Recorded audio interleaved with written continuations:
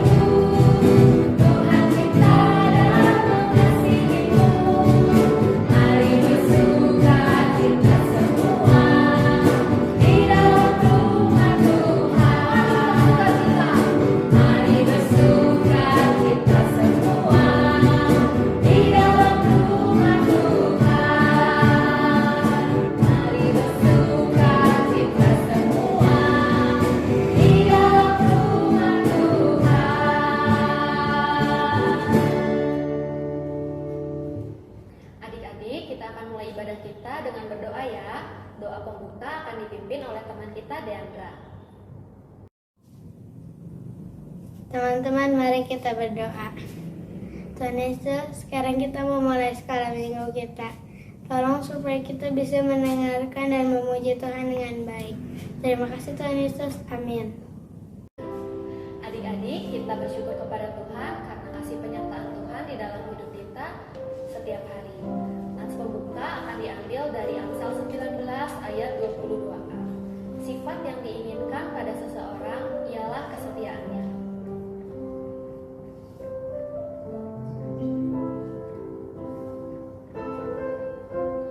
Kita akan bersama-sama menaikkan pujian. Kita mau tetap cinta Tuhan Yesus. Ku mau cinta Yesus selamanya. Ku mau cinta Yesus selamanya. Meskipun badai silih berganti dalam hidupku, ku tetap cinta Yesus selamanya. Ku mau cinta Yesus selamanya. Ku mau cinta Yesus selamanya. Meskipun badai silih berganti dalam hidupku, ku tetap cinta Yesus selamanya. Ya Allah Bapa, ya Allah Bapa, ini aku anakmu, layakkanlah seluruh hidupku. Ya Allah Bapa, ya Allah Bapa, ini aku anakmu, pakailah sesuai dengan rencanamu. Ku mau cinta Yesus selamanya. Ku mau cinta Yesus selamanya. Meskipun badai silih berganti dalam hidupku, ku tetap cinta Yesus selamanya. Ya Allah Bapa, ya Allah Bapa, ini aku anakmu, layakkanlah seluruh hidupku. Ya Allah Bapa, ya Allah Bapa, ini aku anakmu, pakailah sesuai dengan rencanamu. Ya Allah Bapa, ya Allah Bapa, ini aku anakmu, layakkanlah seluruh hidupku. Ya Bapa, ini aku, ya Allah Bapa, ini aku anakmu, pakailah sesuai dengan rencanamu. Pakailah sesuai dengan rencanamu. Pakailah sesuai dengan rencanamu.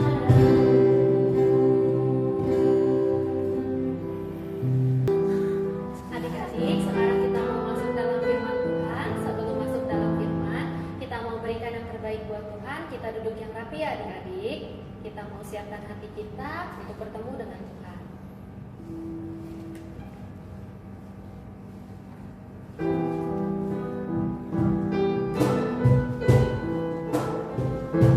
Seperti bejana yang siap dibekuk, itulah hati kita hari ini. Bagaikan bejana siap dibentuk, demikian hidupku di tangan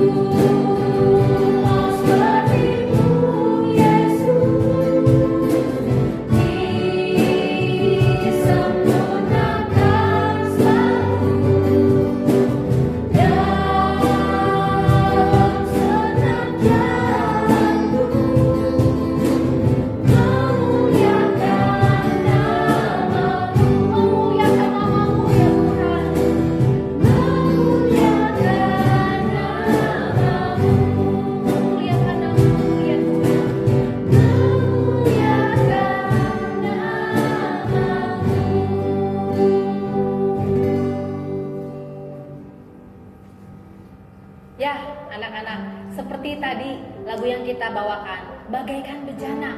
Kita itu adalah seperti bejana bagi Tuhan. Bejana yang siap untuk diisi, hati yang siap untuk diisi. Nah, hari ini kita akan mendengarkan firman Tuhan yang akan dibawakan oleh Kak Agus. Hari ini kita akan mendengarkan firman Tuhan dengan tema berjuang untuk setia.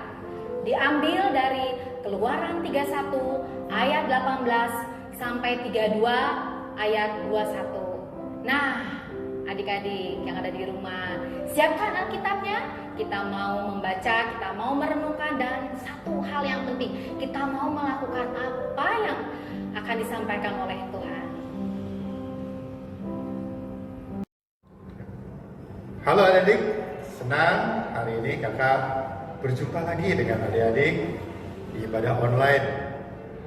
Dengan adik-adik, guru sekolah minggu, dan orang tua yang ikut ibadah hari ini. Ya. Mari kita, sebelum mendengarkan firman Tuhan, kita mau berdoa bersama. Kita satu dalam doa. Tuhan Yesus, Tuhan yang kami sembah dan kami muliakan, terima kasih Tuhan untuk berkat yang boleh kami rasakan di hari ini. Kami boleh memuji dan memuliakan Engkau. Dan bila sebentar kami hendak merenungkan firman-Mu, ya Tuhan yang pimpin kami, Tuhan yang sertai kami, ajar kami dapat mengerti setiap perkataan firman-Mu. Beri kami hikmat, baik yang menyampaikan maupun yang mendengarkan, biarlah firman-Mu boleh disampaikan surut dan kehendak Tuhan. Di dalam nama Tuhan Yesus, kami ucap syukur. Amin. Adik-adik, ada yang tahu gambar ini? Kita lihat ya gambar ini ya. Ya, ini gambar tembok besar Cina atau Great Wall. Ya, dari Wikipedia dijelaskan mengapa tembok besar Cina ini dibangun. Antara lain sebagai benteng pertahanan untuk mempertahankan negara atau kotanya dari serangan musuh. Panjangnya tembok besar Cina ini itu hampir 5.500 mil atau dalam kilometer itu 8.851 kilometer. Ya, panjang sekali ya, karena untuk membatasi wilayah yang cukup luas. Ya. Terus tingginya itu 3,65 meter. Ya, dan lebarnya tembok Cina ini itu titik yang terlebar itu hampir 9,144 meter. Ya. Pada masa itu benteng atau tembok ini penting bagi perjuangan untuk mempertahankan kota atau wilayah dari serangan musuh. Karena itu banyak bangsa berusaha membangun benteng sedemikian rupa agar tidak mudah negaranya atau kotanya dihancurkan oleh musuh.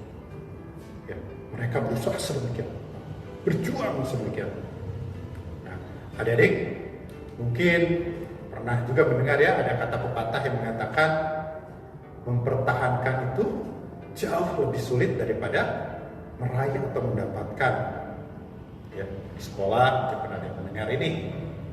Ya. Nah, ini muncul, pepatah ini muncul dulu pada masa kemerdekaan Indonesia. Ya, mempertahankan kemerdekaan Indonesia itu kita mungkin bisa dibilang lebih sulit. Ya, kita bisa merebut dari penjajah, tetapi bisa tidak mempertahankannya. Ya, karena musuh setelah kemerdekaan bukan hanya musuh dari luar yang ingin menjajah kembali, tetapi juga musuh dari dalam negeri. Seperti pemberontakan pada saat itu yang berusaha untuk merebut kekuasaan. Ya. Jadi bagaimana kita mempertahankan sesuatu itu butuh effort yang lebih, butuh perjuangan yang lebih. Ya. Adik-adik, saya mau tanya, kamu pernah tidak menunjukkan atau mengalami suatu kondisi di mana kamu harus berjuang untuk mempertahankan sesuatu? Pasti ada ya? Ya, mempertahankan sesuatu itu berarti menjaga apa yang sudah kita peroleh atau dapatkan agar tetap menjadi milik kita atau prestasi kita. Ya, contohnya misalkan dalam pertandingan, ya pertandingan olahraga mempertahankan gelar juara, ya, atau di kelas nih, bagaimana kita menjaga nilai pelajaran yang kita sudah peroleh untuk tetap selalu baik di sekolah, atau ranking kelas kita tetap ranking yang baik. Nah, adik-adik, kondisi seperti ini juga dialami oleh bangsa Israel, di mana mereka menghadapi suatu kondisi setelah mereka keluar dari tanah Mesir menuju ke tanah Kanaan. Dalam perjalanan di padang gurun, mereka dihadapkan pada satu kondisi di mana bisa tidak mereka mempertahankan iman setia mereka. Jadi kita lihat ya gambar ini. Ada yang tahu nggak gambar ini gambar apa? Oh, orang-orang ini sedang apa ya? Ya, mereka sedang berdoa, tapi berdoanya bukan kepada Tuhan, tapi kepada siapa? Patung anak lembu yang terbuat dari emas. Ada yang tahu kenapa mereka melakukan hal itu? Betul, adik-adik. Jadi ketika itu Musa dia diminta Tuhan untuk menghadap, dan untuk waktu yang lama dia berada di atas Gunung Sinai. Ya, Alkitab menuliskan hampir 40 hari 40 malam, ya, lebih dari 1 bulan. Ya. Ngapain sih? Ya, di Alkitab di Keluaran 24 ayat 18 itu adik-adik bisa lihat. Jadi Musa diminta untuk menghadap Tuhan untuk menerima perintah dari Tuhan. Ya, perintah Tuhan yang dimaksud bukan hanya 10 perintah, ya, seperti yang ada di gambar ini ya, dalam 2 loh batu, bukan hanya itu saja. Namun ada banyak hal lain juga yang Tuhan sampaikan kepada Musa untuk diteruskan kepada bangsa Israel.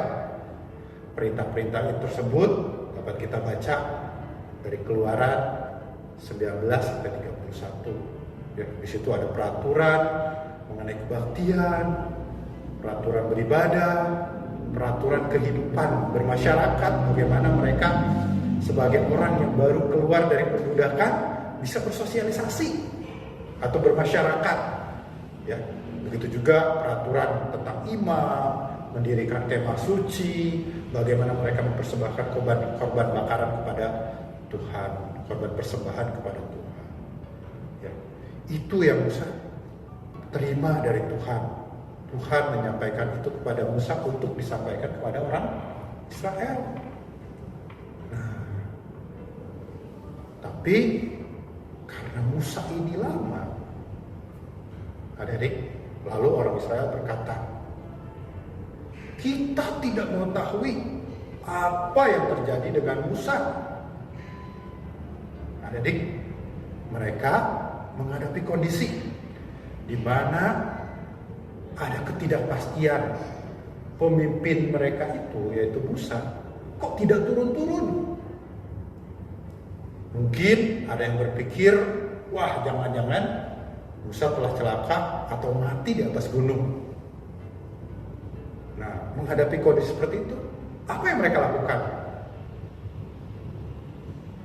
Mereka berkata satu dengan yang lain, maka marilah kita buat suatu Allah untuk memimpin kita keluar dari negeri ini. Ya, bangsa Israel telah melupakan kasih sayang Tuhan, sehingga dengan mudah mereka tergoda untuk meninggalkan Tuhan. Hanya karena Musa tidak segera turun dari Gunung Sinai, mereka dengan segera mencari Tuhan yang lain.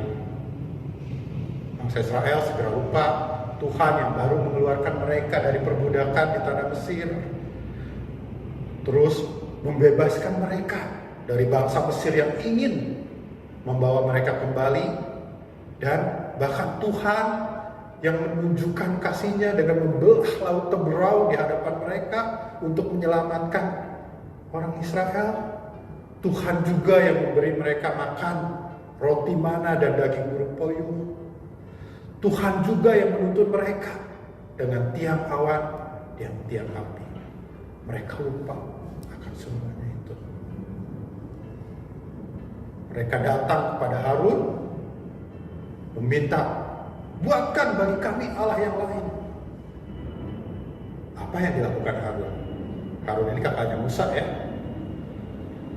Baiklah, kata Harun, tanggalkan anting-anting emasmu dan bawalah kepadaku. Setelah itu, Harun mencairkannya dan membentuk anak lembu emas yang kita lihat tadi di gambar. Dan orang-orang Israel itu berkata setelah patung lembu emas itu terbentuk, inilah Allah kami yang telah menuntun kami keluar dari tanah Mesir. Kemudian orang-orang Israel mengadakan pesta besar dan menyembah anak lembu emas itu.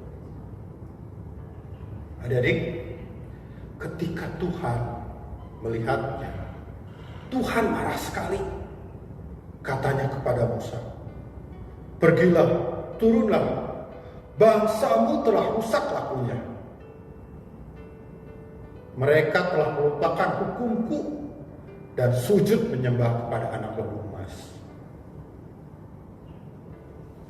Dalam percakapan itu, Tuhan berkata, Tuhan bermaksud untuk menghukum mereka, bahkan ingin membinasakan mereka. Tapi adik-adik, Musa sebagai pemimpin yang baik, dia memohon kepada Tuhan. Tuhan, ampuni mereka.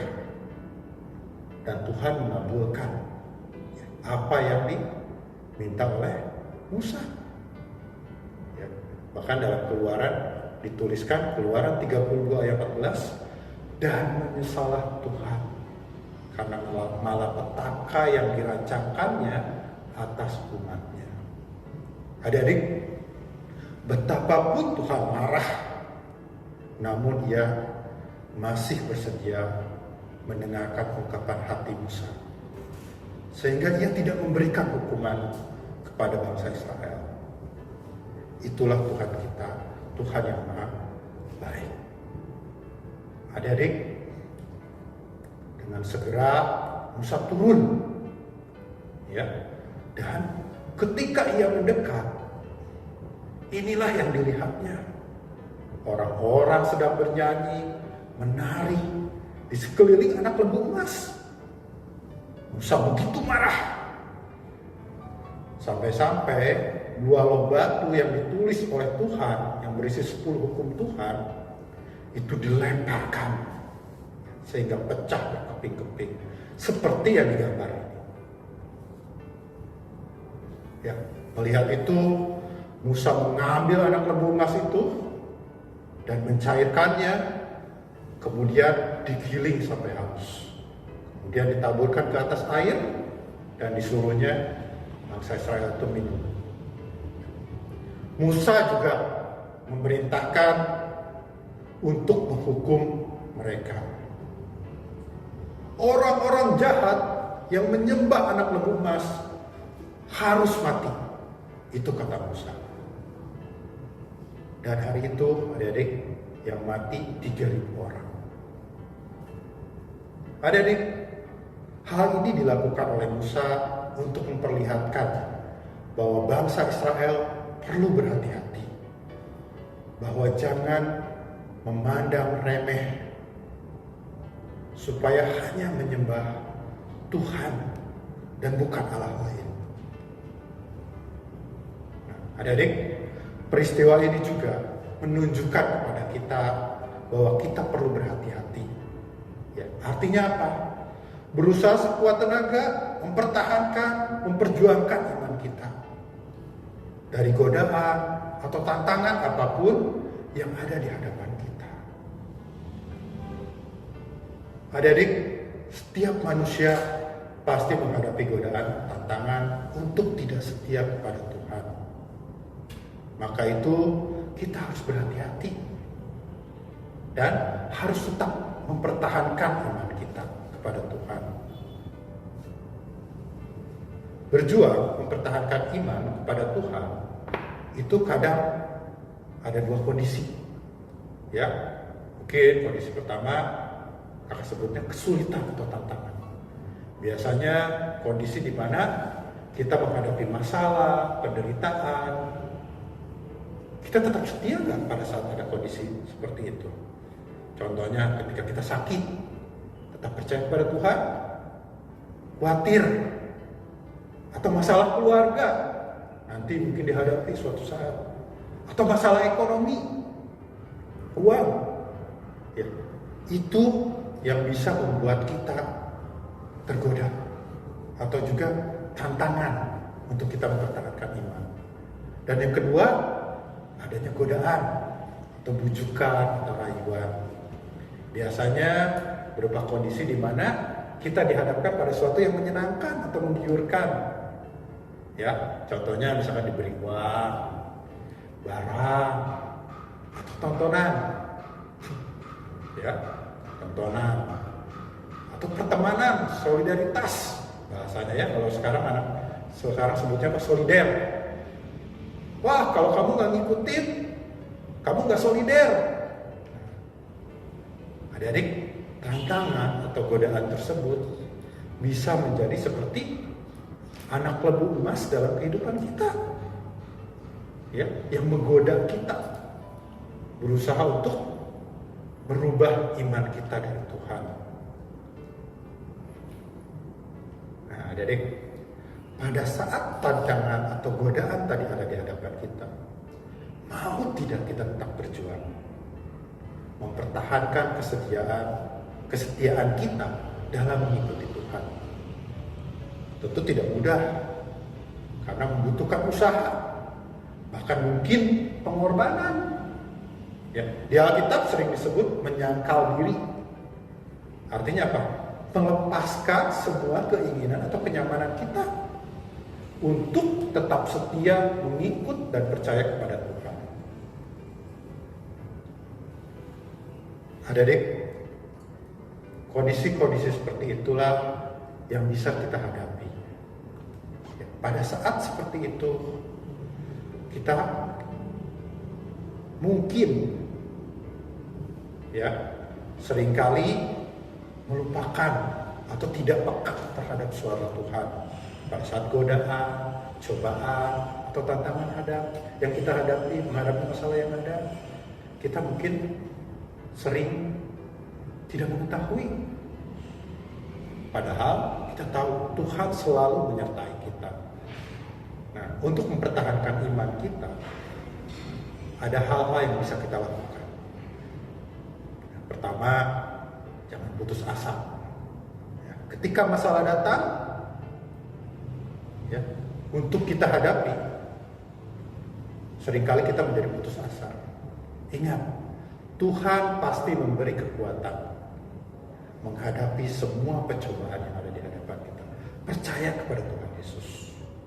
Pencobaan yang ada di hadapan kita tidak akan melebihi kekuatan kita untuk menghadapinya. Yang kedua apa? Semakin mendekatkan diri kepada Tuhan. Jadi pada saat ada cobaan, tantangan, kita mendekatkan diri kepada Tuhan. Ya, seperti Ayub contohnya di Alkitab ya. Adik-adik bisa baca nanti di Ayub, kitab Ayub.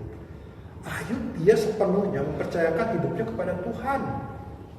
Meskipun semua masalah bertubi-tubi datang di dalam kehidupannya, tapi Ayub ditulis di Alkitab tidak pernah berbuat dosa. Dia tidak pernah menyalahkan Tuhan. Dia tetap memiliki iman di hadapan Tuhan, sehingga Tuhan memberikannya. Nah, apalagi yang bisa kita lakukan? Yang ketiga, menguatkan iman. Tanpa iman, kita mudah goyah. Dengan iman, kita bisa memiliki keyakinan di hati kita bahwa Tuhan akan memberikan jalan keluar bagi anak-anaknya yang dekat padanya.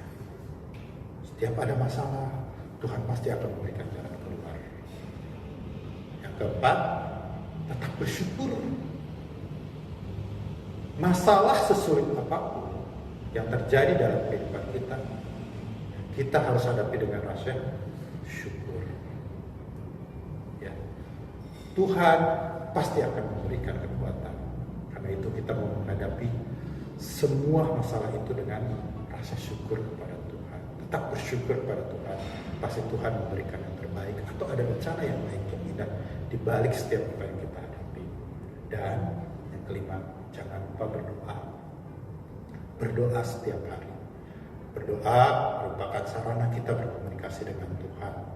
Melalui doa kita bisa mengungkapkan semua yang kita rasakan. Jadi kalau kita menghadapi masalah sulit, kalau kamu menghadapi masalah yang sulit, ingat selalu mencari Tuhan. Karena hanya Dialah yang bisa mengurangi beban kita melalui berkat dan mujizatnya. Berjuang mempertahankan sesuatu itu tidak mudah, jadi sebab pasti ada tantangan. Namun kita akan merasa puas, bangga, atau bersuka cita jika perjuangan itu berhasil. Demikian juga halnya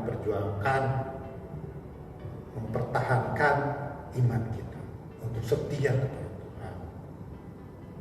Hari ini kita belajar bagaimana berjuang mempertahankan kesetiaan kita kepada Tuhan meskipun menghadapi godaan atau tantangan. Kita sudah diberi anugerah oleh Tuhan untuk menjadi orang percaya, orang Kristen, ya, orang tua kita menjadi orang percaya. Itu adalah anugerah yang Tuhan berikan. Ya, kamulah yang dipilih, bangsa yang terpilih. Kita dipilih untuk menjadi orang percaya. Nah, setelah kita menerimanya, tugas kita adalah apa? Berjuang untuk setia. Bagaimana mempertahankan iman kita sampai akhir hidup kita. Amin. Nah, adik-adik, tadi kita bersama-sama sudah mendengarkan firman Tuhan. Hari ini temanya sangat bagus ya adik-adik. Kita belajar untuk berjuang untuk setia. Berjuang dari hal apa? Dari godaan. Caranya gimana sih? Caranya adalah selalu mengikuti ibadah, selalu rajin membaca firman Tuhan, dan selalu rajin berdoa ya anak-anak ya, supaya kita dikuatkan dari hal-hal godaan yang setiap hari selalu ada dalam diri kita, dalam kehidupan kita. Ya adik-adik, sekarang ada persembahan pujian dari Abe dan Eleza. Yuk kita dengarkan. Hello everyone, my name is Abby. Today I'm here with my mom and my sister. How are you feeling today? Good? That's so great! Today we're gonna be singing Setia Setialah. I hope you enjoy this music.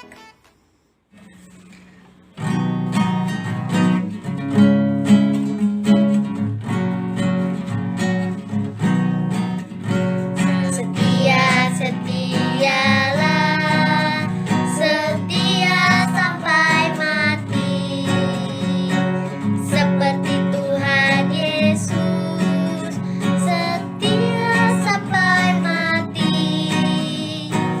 Apakah jawaban?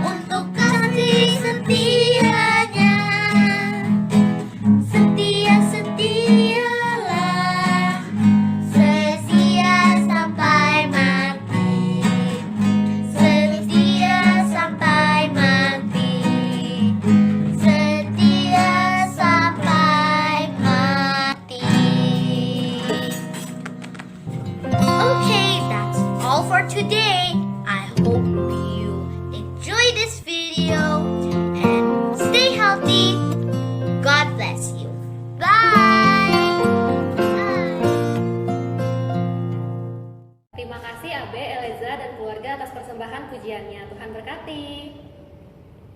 Adik-adik, sama seperti Tuhan telah setia kepada kita, kasih karunia Tuhan di dalam hidup kita tak pernah berakhir. Begitu juga dengan kita, Tuhan ingin kita menjadi setia melakukan firman-Nya Tuhan. Dengan lewat lagu ini, kita sama-sama mau merenungkan apakah hati kita sudah sungguh-sungguh tertuju pada Tuhan.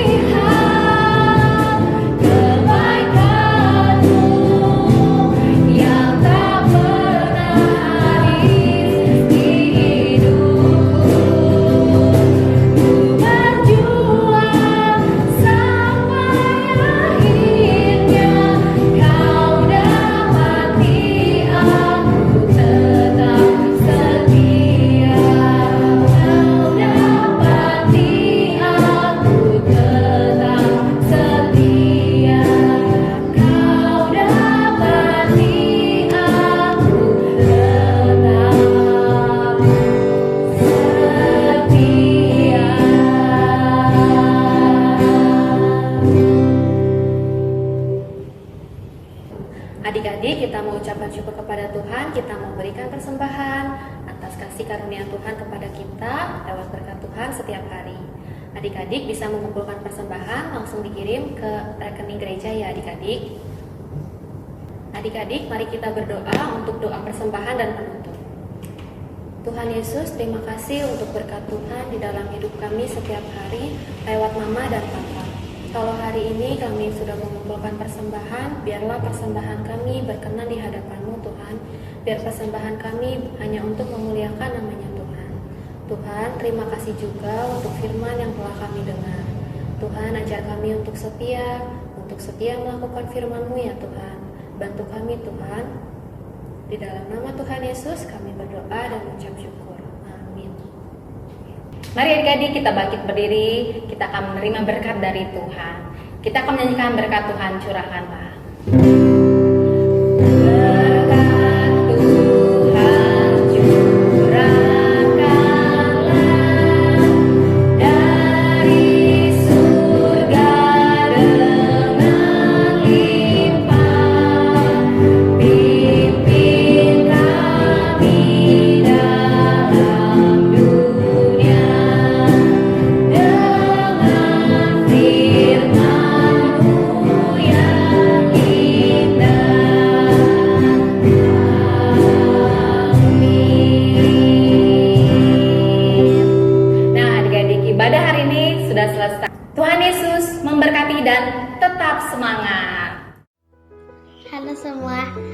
Aku Dea dari Pivot Gentle. Sekarang aku mau memberitahu kalian cara membuat French toast. Bahan-bahan yang diperlukan adalah 2 lembar roti tawar, 1 butir telur, keju slice, susu 110 ml, dan margarin. Jadi pertama kita pecahkan telurnya.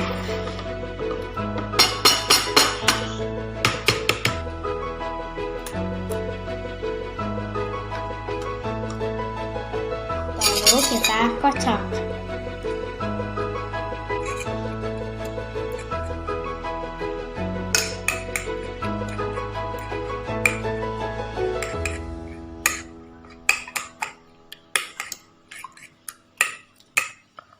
Lalu kita tuang susunya.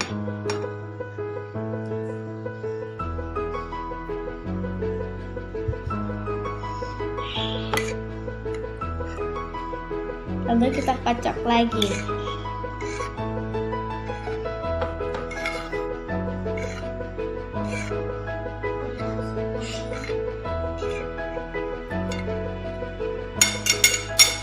Kalau sudah, kita letakkan roti.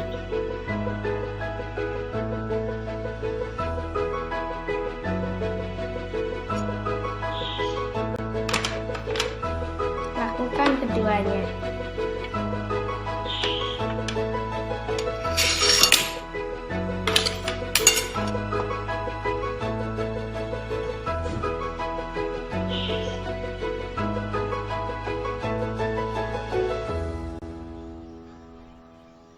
Sudah, kita masak. Panaskan wajan. Sudah panas, masukkan margarin.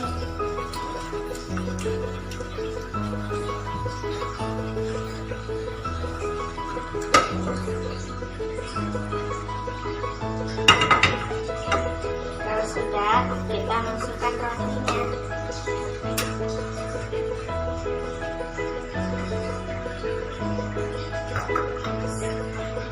Kita goreng sampai ada kecoklatan.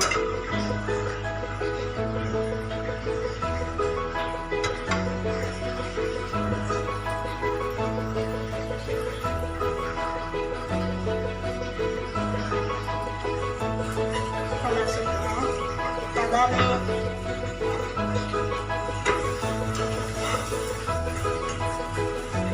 Lakukan untuk kedua roti. Lalu angkat rotinya.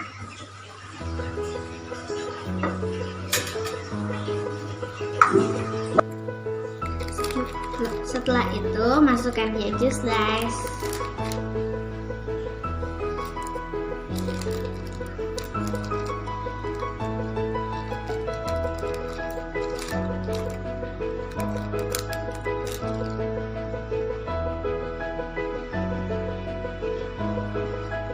Dan siap dinikmati. Selamat mencoba.